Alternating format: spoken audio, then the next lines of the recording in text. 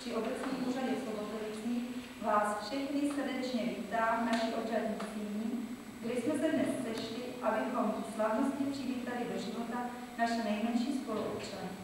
Tento obřad chápejte prosím jako výraz našeho poděkování vám, rodičům, za ten nejkrásnější dar vaše dětí, vzít nového života je tím největším a nejkrásnějším zázrakem v životě.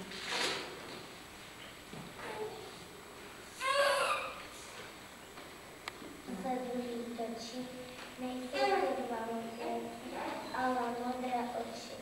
Nejsou to dvě ruzičky, to rozkvetlá ruka. To našeho děťátka. Nebudu malá, bude za mě maminka. Budu mít 5 ratolestí, nic nešlatí moje štěstí. Budu mít 5 světáků, 1 kůrku a 5 děček. 10 malých sapáčů, 10 balíček. Budu mít 5 děček, opílky a stanovaček.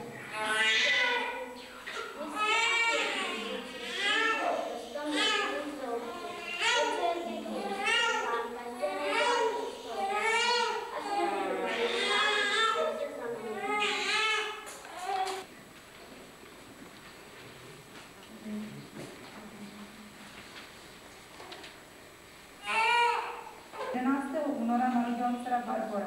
Manželům Petru a Eleně Charamostovým se dne 12. března narodila dcera Kateřina.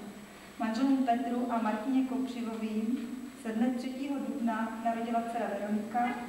Manželům Gabriele a Markovi Ferenci se dne 31. května narodil syn Marek. Manželům Miroslavu a Ivet Dýmlovým se dne 16. května narodil syn Miroslav. Pane starosto, žádám vás o provedení slavnostního obřadu.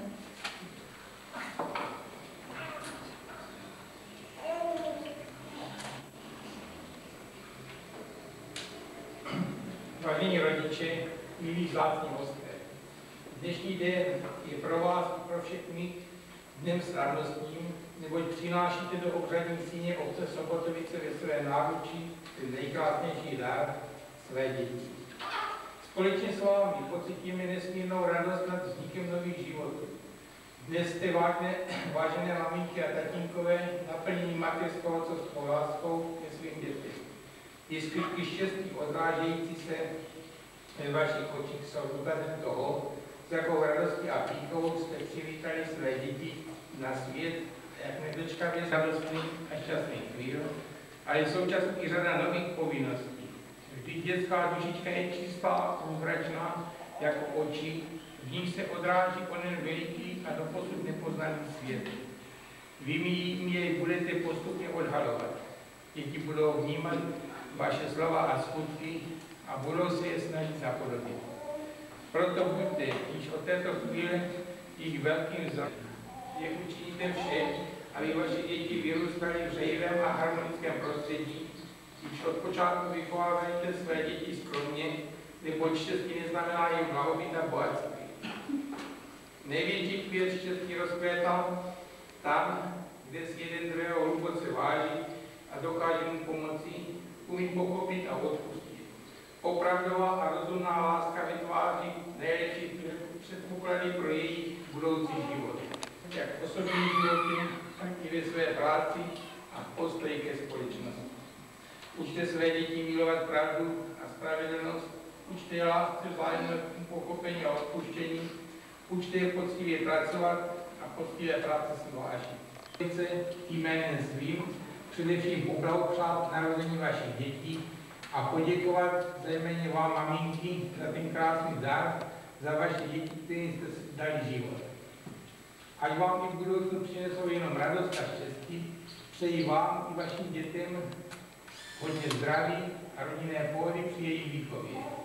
A vás, milé děti, vítám si přejeme, abyste byli dětmi vděčnými a poslušnými, vděčnými za statkovou mateřskou řeč, za lásku, za protilé noci matky a za jejich úzkost při vašich nemocech.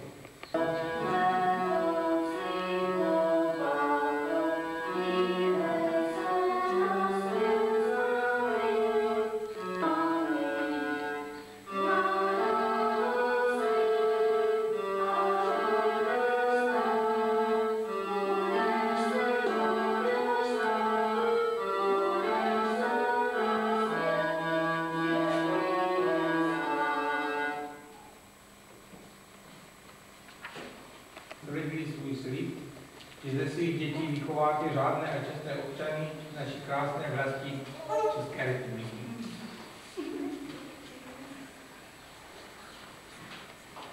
Prosím rodiči Kopřivo.